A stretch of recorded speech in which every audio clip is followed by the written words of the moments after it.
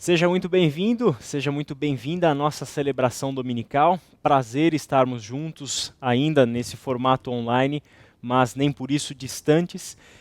Temos trabalhado bastante, temos seguido com as nossas vidas, por isso é tão importante separarmos esse tempo dominical, esse tempo semanal, para estarmos juntos em torno da palavra de Deus, louvando ao nosso Deus, aprendendo da palavra do nosso Deus, tendo o nosso momento de comunhão comunitária, familiar, em torno de todos esses elementos, e eu espero que este seja um domingo e uma celebração muito especiais para você e para toda a sua família. Vamos louvar o Senhor?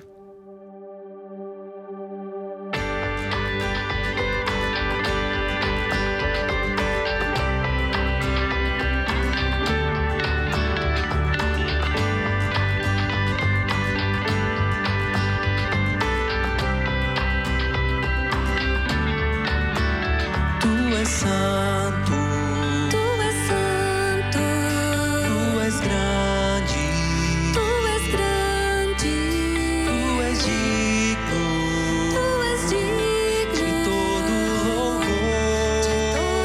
louvor, vou seguir-te, vou ouvir-te, vou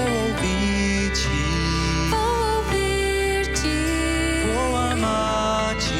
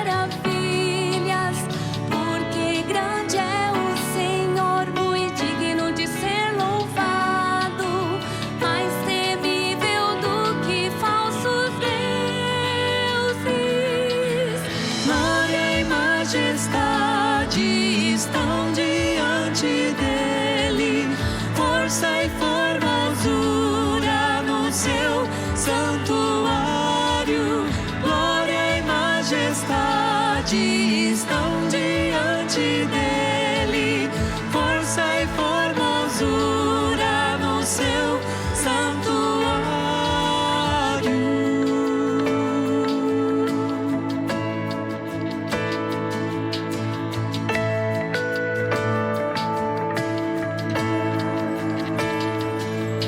Cantai ao Senhor um cântico novo, cantai ao Senhor todas as terras, cantai ao Senhor, bendizei o seu nome, proclamai a sua salvação,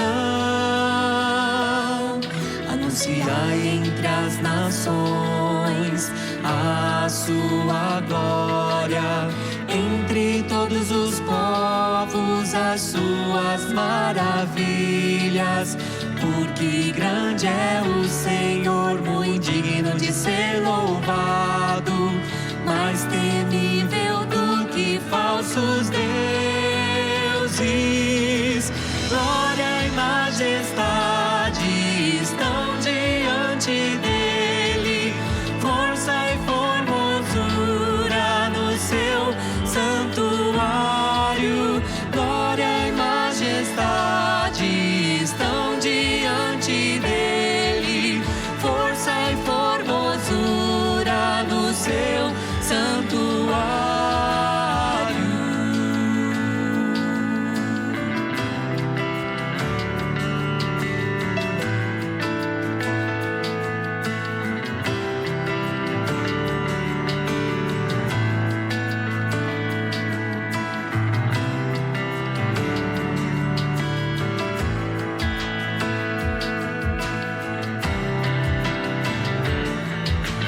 Glória e majestade estão diante dele, força e formosura no seu santuário, glória e majestade estão diante dele, força e formosura no seu santuário, glória e majestade estão diante dele, força e formosura no seu santuário, glória e majestade estão diante dele, força e formosura no seu santuário.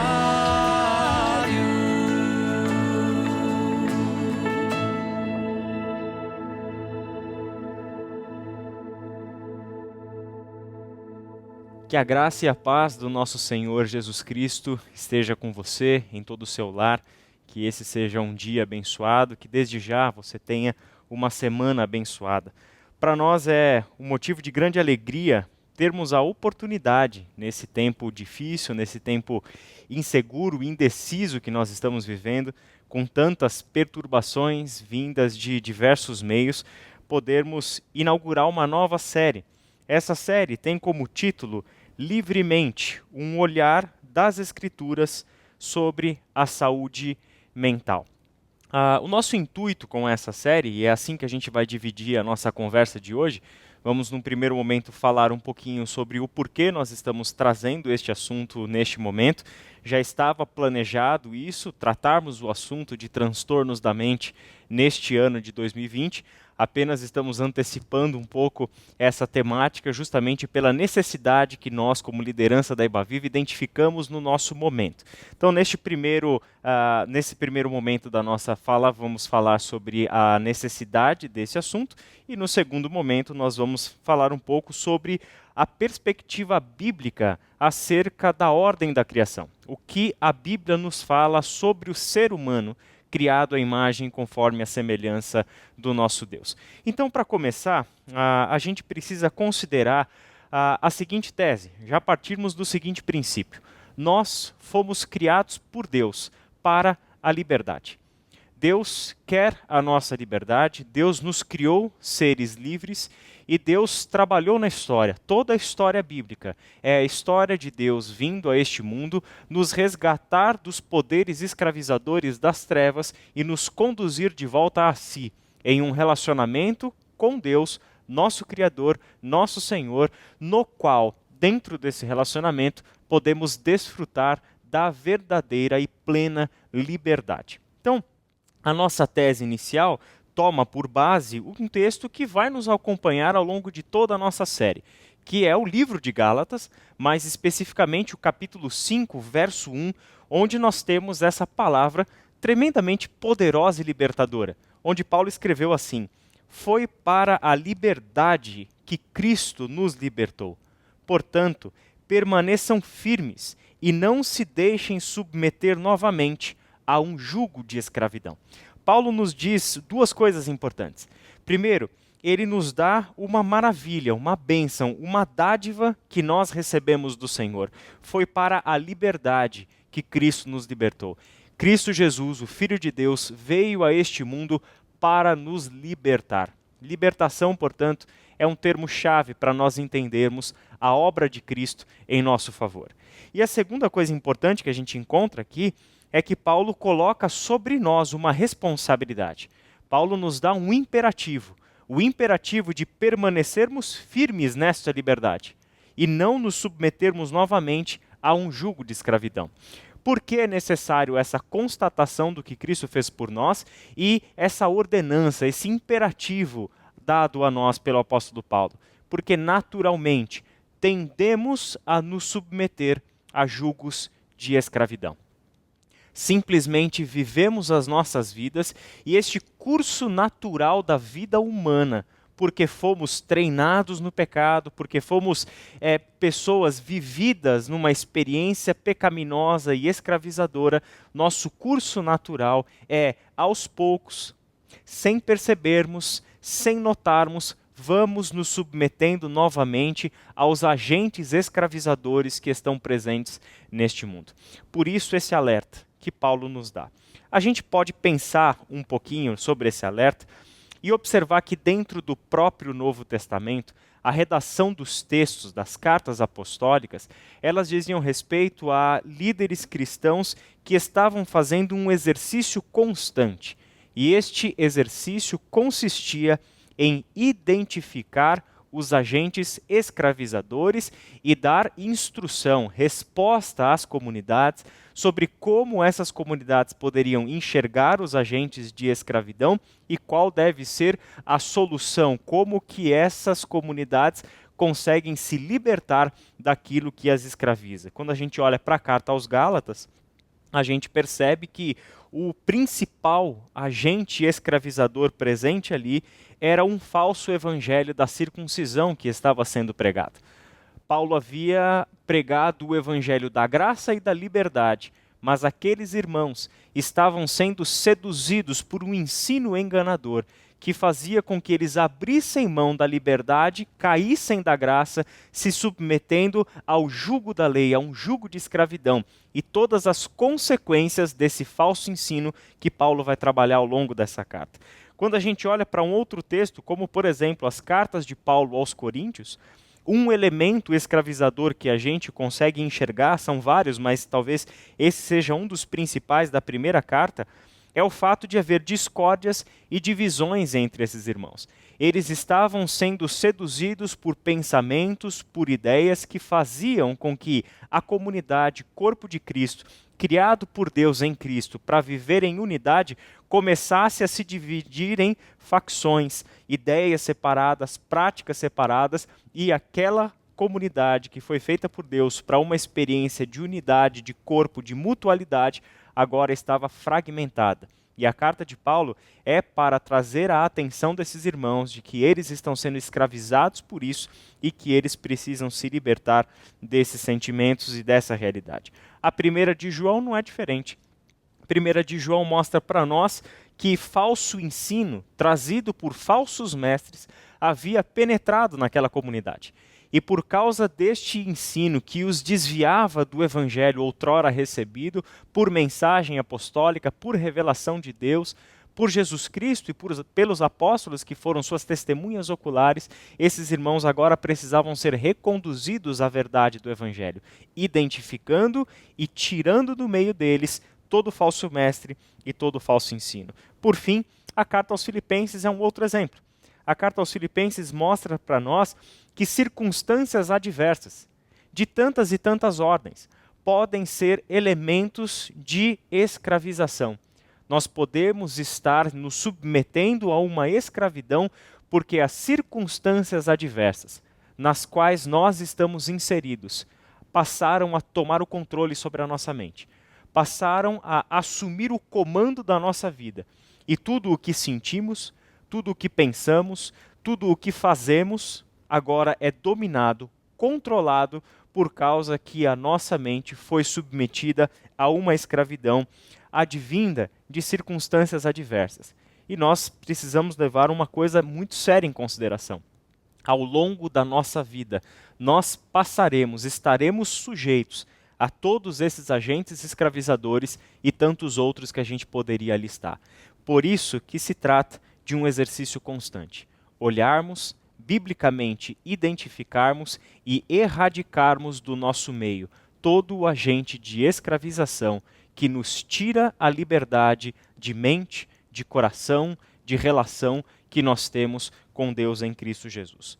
Assim, nós somos levados a esse exercício constante pela palavra de Deus e nós conseguimos pensar das Escrituras alguns exemplos de como os apóstolos foram instruindo as suas igrejas e quais são os padrões de ação desses agentes escravizadores. Olha que interessante quando Paulo escreve em Gálatas capítulo 2, versículo 4 o seguinte: essa questão foi levantada porque alguns falsos irmãos, presta atenção na linguagem, alguns falsos irmãos infiltraram-se em nosso meio para espionar a liberdade que temos em Cristo Jesus e nos reduzir à escravidão. Que palavra fantástica, porque mostra para nós que agentes escravizadores tendem a se apresentar como se fossem parte do organismo.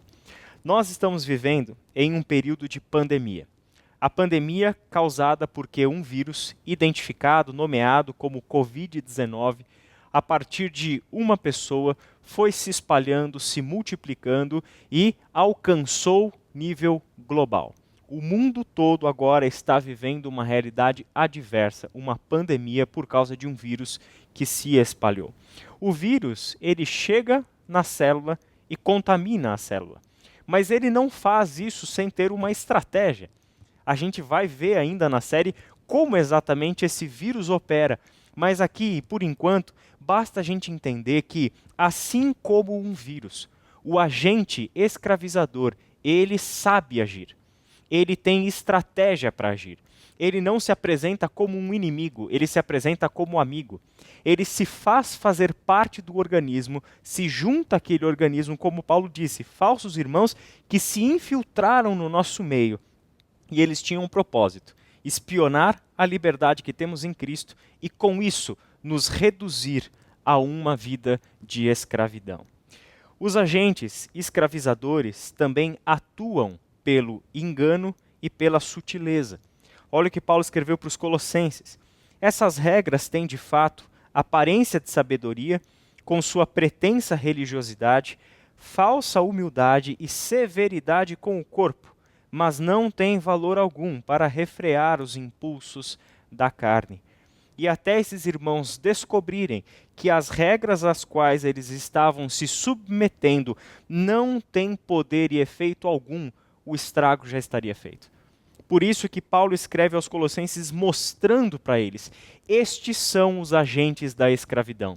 Estes são os agentes que se infiltraram no meio de vocês, levaram vocês ao engano, de uma forma muito sutil, apresentaram para vocês ensinos, realidades, e Paulo reconhece que tinham, de fato, aparência de sabedoria. É essa sutileza em que se introduz na nossa mente desvios, enganos, que nos levam para fora da ordem estabelecida por Deus e acabam nos conduzindo ao erro, à destruição e à morte. Por fim, os agentes escravizadores sequestram a nossa mente.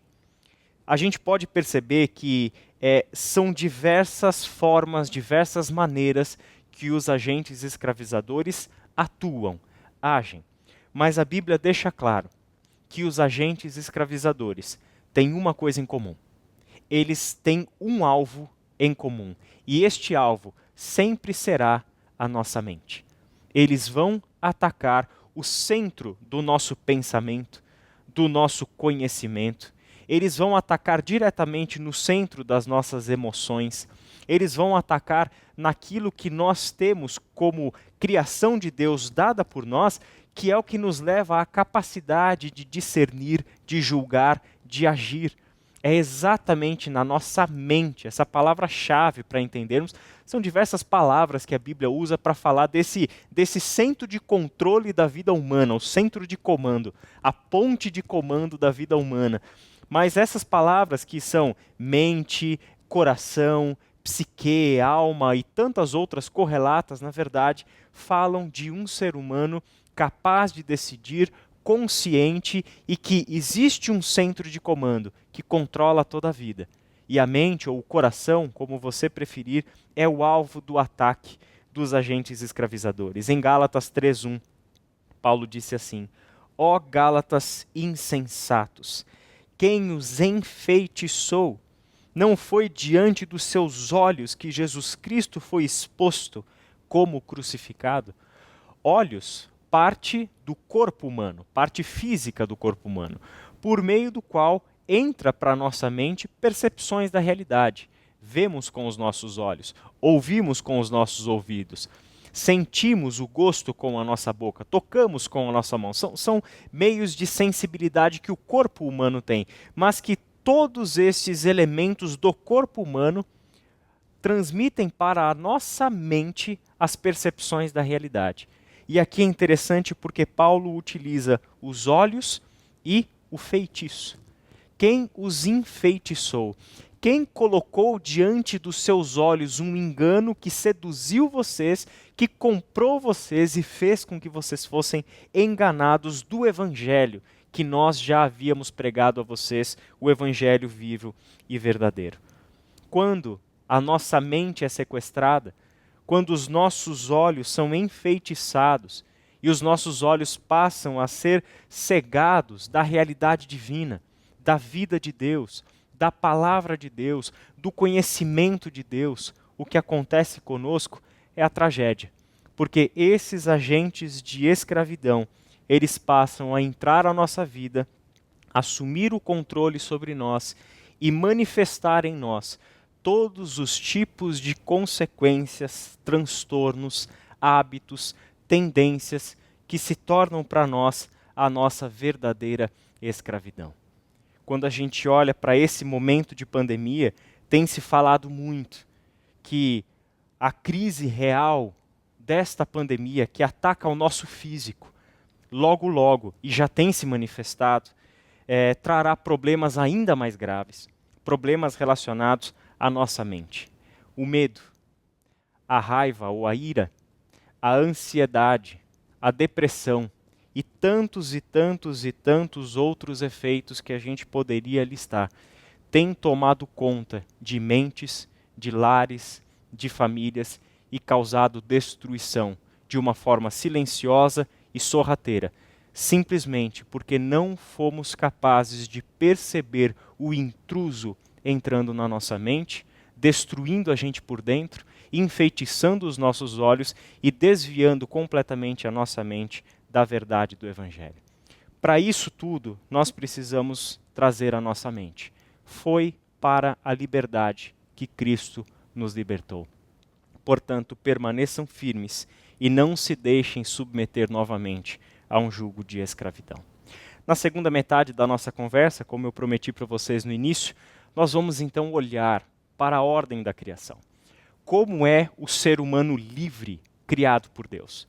Porque a gente vai ver isso na semana que vem, inclusive, que o pecado entrou na história humana. E quando o pecado entrou na história humana é que se desencadeou todos esses processos em que a nossa mente se torna um alvo fácil na mão de agentes escravizadores. Só que antes do pecado, e eu gosto muito de uma conversa que Jesus tem com alguns dos seus opositores acerca do divórcio, e tem uma frase de Jesus que eu acho fantástica, porque nos dá o exercício que nós vamos fazer aqui agora. Em Marcos capítulo 10, versículo 6, quando Jesus é questionado acerca do divórcio, ele ali faz uma pergunta em tom já de resposta, mas no início, na ordem da criação. Ele faz com que os seus interlocutores olhem para o ser humano não a partir daquilo que os nossos olhos enxergam, mas a partir daquilo que Deus nos diz sobre esse ser humano. Ele nos dá o olhar antes do pecado, antes da queda, antes do nosso relacionamento ser quebrado. É que está ali a raiz desse ser humano livre, criado por Deus. Entender esse ser humano é fundamental para entendermos a gente mesmo, para entendermos nós próprios e como nós podemos assimilar e viver a plenitude da liberdade que nós temos em Cristo Jesus. O texto-chave da ordem da criação, obviamente, são os 2 primeiros capítulos de Gênesis. A gente não vai ler todo esse texto, eu quero chamar a atenção apenas para os versículos 4 até 7 de Gênesis capítulo 2, onde é dito assim: essa é a história das origens dos céus e da terra no tempo em que foram criados.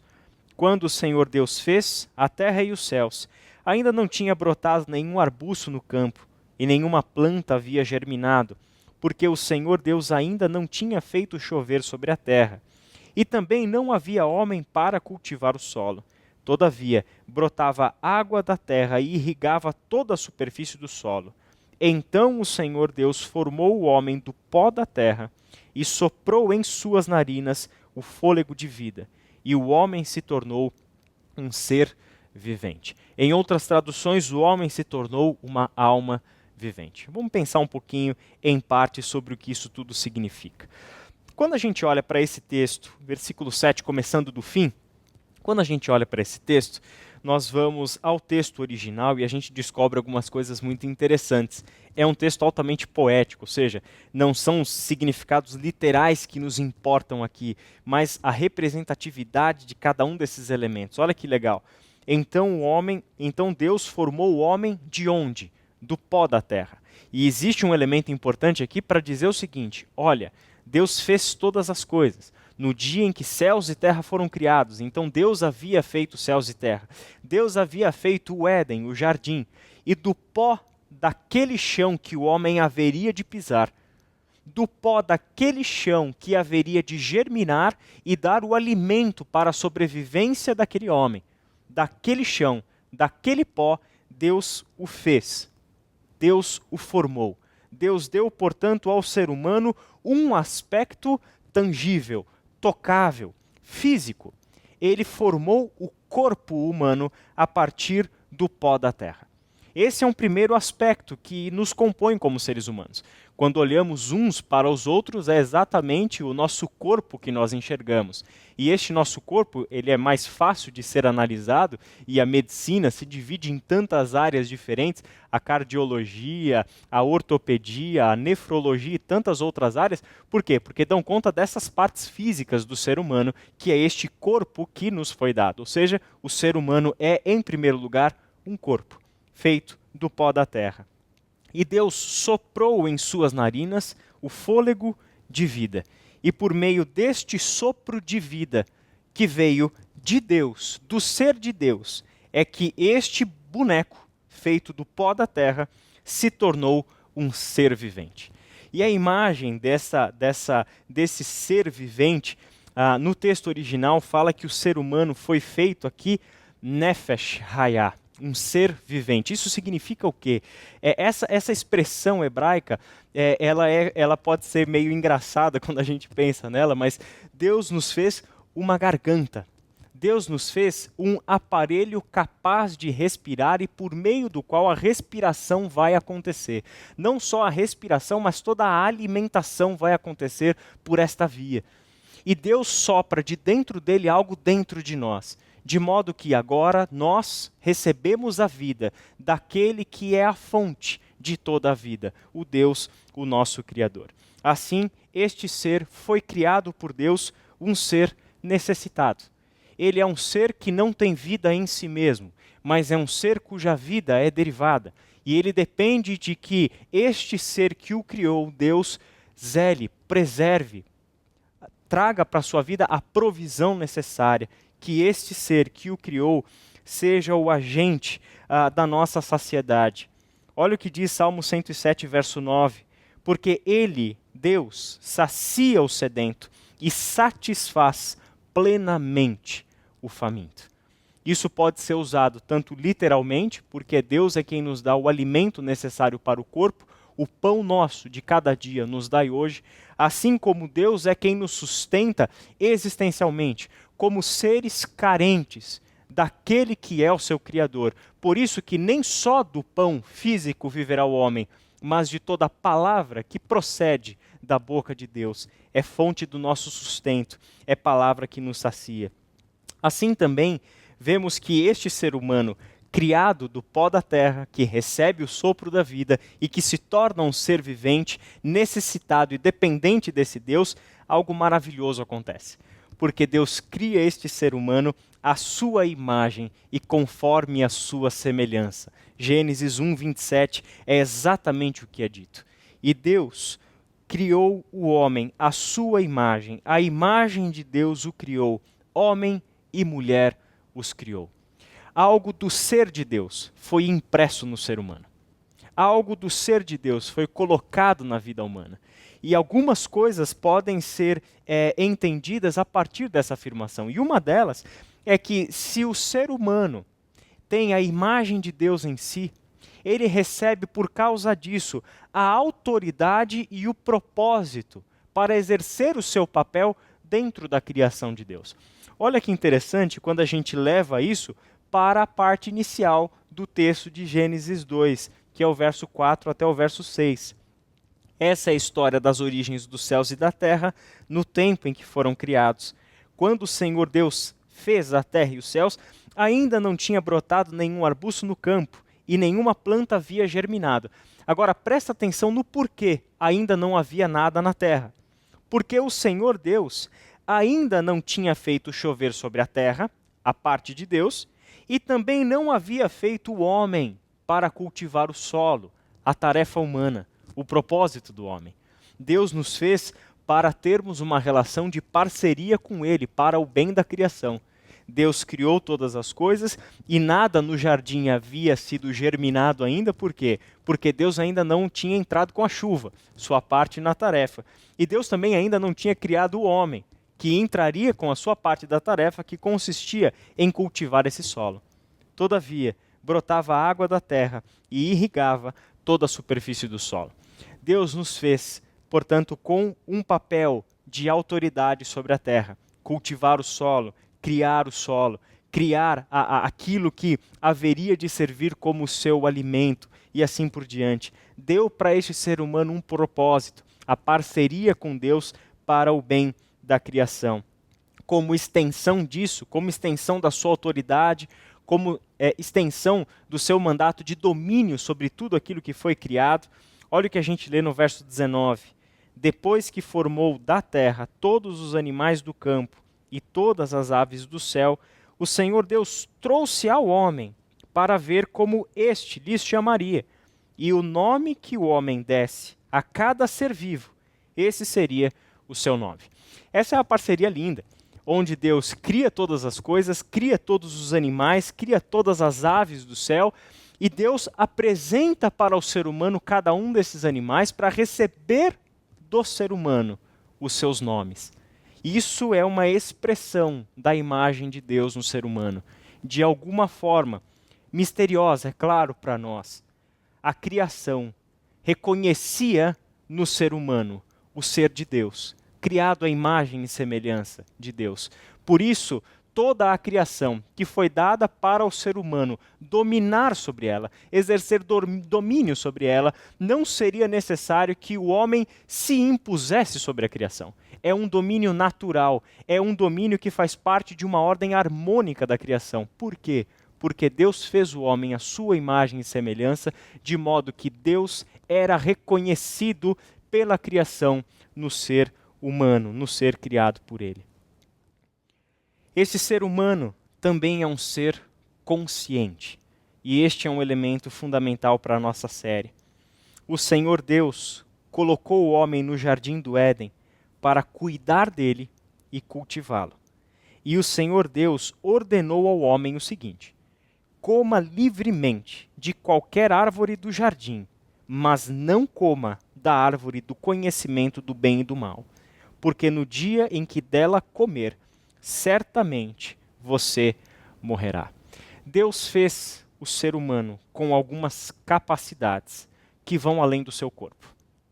Deus deu para o ser humano aquilo que na linguagem bíblica era chamado de coração, e coração como o centro, a ponte de comando do ser humano. Este coração, na linguagem moderna, seria muito mais o que nós chamamos hoje de cérebro, ou seja, um órgão físico que compõe o corpo humano, mas que este órgão é dotado de algumas funções muito especiais que separam o ser humano do restante do reino animal, dos demais animais. Que capacidades são essas? Nós somos seres conscientes. Nós somos seres capazes de entendimento, capazes de construir conhecimento. Por isso, árvore do conhecimento do bem e do mal. Nós somos seres, já que existem bem e mal, somos seres capazes de discernir entre bem e mal. O que esse texto nos mostra é que Deus nos fez para que o nosso entendimento, o nosso conhecimento e o nosso discernimento dependesse da relação com Ele. Seríamos seres capazes de discernir na medida em que este Deus, e vivendo neste Deus, fosse aquele que nos dá o conhecimento, que nos dá a direção, que nos diz certo e errado, o que fazer, o que não fazer. Fomos feitos para esse tipo de relacionamento. Não fomos feitos para tomarmos as decisões independentes de Deus. Não fomos feitos para criar conhecimento independentes de Deus. O conhecimento, o entendimento e a capacidade de decidir, tudo isso seria perfeito e harmônico se fosse mantido dentro do relacionamento perfeito com o nosso Deus. Esta ordem que a gente sabe o que vai acontecer no capítulo 3, mas esse é assunto para um outro momento. Este ser consciente é capaz de fazer perguntas sobre a sua própria condição e sobre a sua própria existência. É um ser consciente porque é capaz de olhar para dentro de si e fazer a pergunta: quem sou eu? Qual é o meu propósito? De onde eu vim? Para onde eu vou? Por que eu sofro? Por que a realidade é como é? Por que eu sinto o que eu sinto? Por que eu desejo o que eu desejo? Esse tipo de pergunta que o ser humano é capaz de fazer para si mesmo e, inclusive, dar respostas possíveis para essas perguntas todas, fazem parte desse elemento consciente e capaz que Deus criou o ser humano. Ele é também um ser relacional.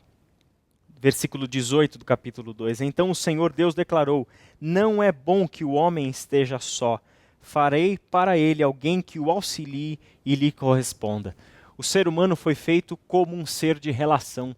A relação com Deus, a relação consigo mesmo, a relação com a criação e a relação com o seu próximo. O que tem de interessante nessa relação com o próximo, e aqui é o caso, é o texto introdutório da criação da mulher, feita a partir do homem, de uma costela do homem e tal, mostrando que os dois não vieram de uma fonte diferente, mas os dois fazem parte de um mesmo ser, que aqui foi separado, mas foi feito diferente. Por essa ordem, nós somos chamados a um relacionamento com aquele que é diferente de nós. Somos diferentes enquanto seres humanos. Somos diferentes enquanto homem e mulher. Somos diferentes na relação com Deus. Nós não somos deuses. Temos imagem e semelhança de Deus, mas não somos como Deus. Não somos Deus. Por isso, somos chamados a um relacionamento com aquele que é diferente. Quando então, para a gente fechar, olhamos para esse quadro geral, introdutório, sobre o que é a criação, sobre o que é o ser humano, enquanto criado por Deus e dentro da ordem da criação, a gente percebe algumas coisas. Primeiro, este ser recebe de Deus a ordem, ou seja, faz parte da ordem criada por Deus, mas também faz parte das capacidades deste ser humano, relacionar-se consigo mesmo. E nós temos uma vida interior. Nós temos uma vida onde muitas vezes nós entramos em conflitos com nós mesmos porque nós não nos entendemos a nós mesmos. Nós precisamos de que alguém nos ajude a nos entendermos, a entendermos o nosso relacionamento com este nosso eu interior.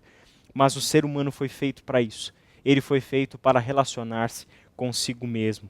Esse ser humano foi feito para um relacionamento com o seu Criador. Ele foi feito para a relação com o seu Deus. Ao mesmo tempo, esse ser humano foi feito para relacionar-se com o seu próximo. Nós temos um hábito, por causa do pecado, de sempre nos olharmos como indivíduos separados e isolados, como se nós nos bastássemos. Mas perceba isso, o relacionamento conosco mesmo não é o que nos basta, porque nós fomos criados por Deus, feitos por Deus, para toda essa complexidade de relacionamentos. Viver somente um desses relacionamentos é viver incompleto. E muitas vezes viver em apenas um desses aspectos é viver uma realidade de escravidão, não harmônica com o todo da criação. Este Deus nos fez também, e não menos importante, para uma relação com a criação, com a natureza. Na teologia a gente chama isso de mandato cultural. Deus nos fez com uma responsabilidade sobre a criação. O cuidado, a preservação, o cultivo, mas também, somando todos esses elementos, nós temos a responsabilidade de criarmos a cultura, de sermos seres capazes de nos expressar de tantas formas. E algumas coisas são esperadas dessas destinações do relacionamento humano. Com relação a Deus, nós fomos feitos para adorar esse Deus, para amar esse Deus, para desfrutar da amizade e do relacionamento com esse Deus. Fomos feitos para, na virada do dia, passearmos juntos pelo jardim. Nós fomos feitos para trabalhar junto com Deus. Onde Ele entra com a chuva, nós entramos com o cultivo e algo novo surge. Ele entra com a chuva, nós entramos com as sementes, com o arar a terra, com o cuidar da terra. E a vida nasce dessa relação de trabalho, de parceria. Em relação à criação, recebemos de Deus a ordem de cuidar do solo, de cultivar a terra, de dominar sobre toda a criação. Lembrando, não é um domínio opressivo, não é o domínio predatório, usando a criação para o nosso próprio benefício, mas um domínio que significa o cultivo, o cuidado, a preservação, o zelo, porque a criação não foi feita para o ser humano. A criação foi feita para que o ser humano vivesse nela, mas a criação pertence a Deus, pertence ao Criador. Assim também fomos feitos em relação ao próximo, e é no contato com o próximo que nós podemos multiplicar, que nós podemos encontrar aquele que nos complementa ou aquela que nos complementa, podemos encontrar a oportunidade de expressar-nos como seres humanos, estendendo esse nosso cuidado com a criação, inclusive ao nosso próximo. Temos a responsabilidade de sermos auxiliadores uns dos outros, olhar para o nosso próximo como objeto do nosso amor e do nosso cuidado. A relação disfuncional faz com que usemos o outro, ao invés de servirmos ao outro. Com isso, e eu encerro aqui, nós olhamos para a ordem da criação e encontramos em todos esses elementos que voltarão a ser trabalhados ao longo da nossa série, ao longo dos nossos devocionais diários que serão enviados a partir de amanhã para você sobre esse assunto. Nós vamos olhar para esse ser humano em toda a sua complexidade e tudo o que a Bíblia nos diz sobre esse ser humano. Vamos olhar para o papel que a mente exerce, para o papel que o conhecimento da palavra de Deus exerce para uma mente livre, para uma mente liberta dessa pandemia de escravidão mental que nós estamos vivendo. Nós vamos olhar para esse ser humano e desfrutar juntos, com Deus, conosco, na comunhão, no aprendizado, da totalidade, da liberdade que Deus nos concede por meio de Cristo Jesus e pelo poder do seu Santo Espírito que vive em nós, vivificando a palavra de Deus em nós, dando para nós conhecimento para o discernimento. Para quê? Para que vivamos melhor, para que a nossa mente encontre descanso e paz, para que a nossa mente encontre libertação, para que os males que estão operando dentro da nossa mente e dentro dos nossos lares sejam definitivamente extirpados de nós. Para que a gente pare de achar que nós vamos resolver os nossos problemas apenas com remédios, medicações que nos anestesiam ou que exercem efeitos totalmente paliativos na nossa vida. É claro que a psicologia, que a psiquiatria, que os medicamentos, tudo isso, em diversos casos, são necessários e altamente recomendáveis. Mas nós precisamos olhar para este ser eterno, na sua relação com Deus, porque é deste elemento relacional com Deus que depende a nossa sanidade, que depende a nossa forma bela de desfrutar a vida de Deus emprestada a nós. Que Deus te abençoe, que você tenha uma ótima semana, fique com Deus e a gente segue nos nossos estudos, nos devocionais diários e no domingo que vem. Fique com Deus e até lá.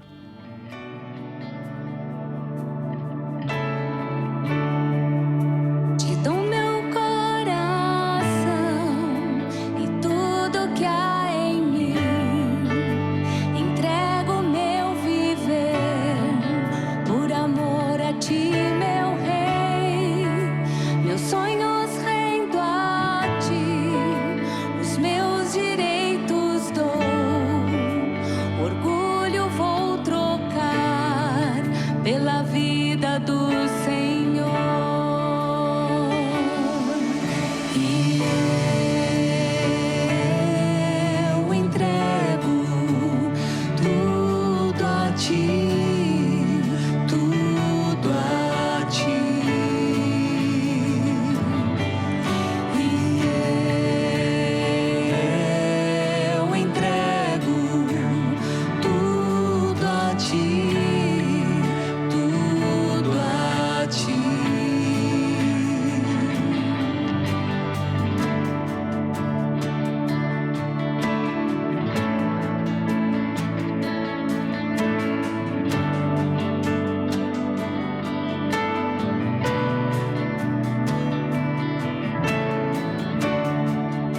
Te dou meu coração e tudo que há em mim. Entrego meu viver por amor a ti, meu Rei. Meus sonhos rendo a ti, os meus direitos dou. Orgulho vou trocar pela vida do Senhor. E eu entrego tudo a ti, tudo a ti. E eu entrego tudo a ti, tudo a ti.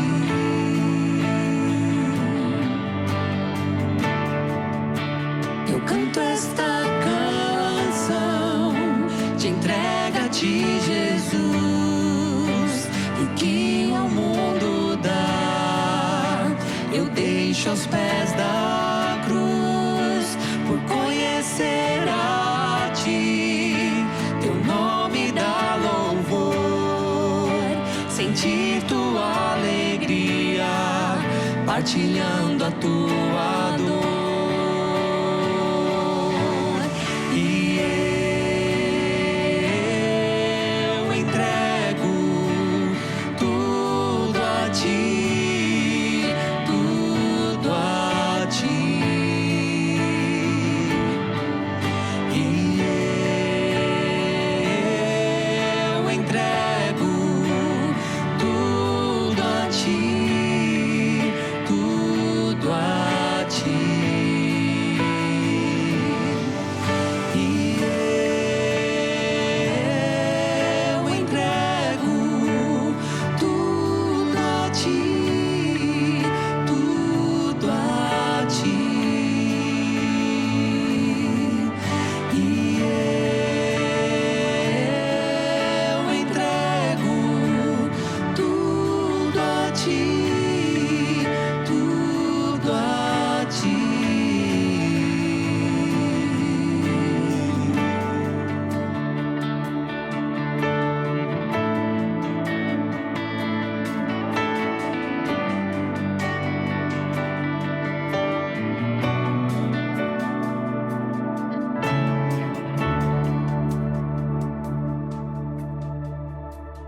Nós vamos chegando ao final de mais uma celebração. Espero que a palavra do Senhor tenha falado à sua mente, ao seu coração. Desde já, oro para que o Espírito Santo do Senhor fixe este conhecimento em nós, que seja um início, mas toda uma série de verdadeira libertação da parte do Senhor para a nossa mente, para a nossa casa, para as nossas famílias. Espero que você aproveite, desfrute de tudo aquilo que nós temos preparado como complemento a essa série e que isso te acompanhe ao longo da semana e que todos esses elementos, todas essas outras formas de falar com você ao longo da semana sejam tremendamente edificantes para a sua vida. Vamos orar? Senhor, nosso Deus e Pai, te damos graças por esse tempo que tivemos juntos em torno da Tua Palavra. Obrigado, Senhor, por ter nos criado de modo tão especial. Obrigado por ter despejado sobre os nossos corações tamanho amor e tamanha graça ao nos criar a sua imagem e conforme a sua semelhança. Ao dar a nós, Senhor, um propósito de vida. Obrigado, Senhor, porque crentes em Ti, Senhor amado, podemos vivificar na nossa mente e nos nossos corações o entendimento do Teu plano para a nossa vida, vida livre, vida plena, vida abundante. A nossa oração é por todos os nossos irmãos e irmãs, dos mais jovens aos mais experientes que estão nos ouvindo dentro dos seus lares neste domingo. Que a Tua graça, que o bálsamo do Teu Evangelho repouse sobre todos eles, Pai. Que a Tua paz, que excede o nosso entendimento, paz que nós não somos capazes de criar, tampouco de encontrar neste mundo, invada os nossos lares, invada os nossos corações. Nos traga, Senhor, a serenidade para neste momento tão conflituoso que todos nós estamos vivendo, encontrarmos na Tua Palavra o conhecimento e o discernimento necessário para conduzirmos a nossa vida, para assumirmos juntos contigo, Pai amado, o controle sobre as nossas emoções, sobre os nossos pensamentos, sobre as nossas preocupações e ansiedades. Lance fora, Senhor, os nossos temores. Lance fora, ó Pai, pelo poder da transformação da Tua Palavra operada em nossas mentes, tudo aquilo que é agente de escravidão em nossas vidas, para que somente o Senhor permaneça e para que a nossa vida seja íntegra, Pai, em Cristo Jesus. E é em nome do Cristo, em nome de Jesus, nosso Senhor, Salvador e Mestre, que oramos.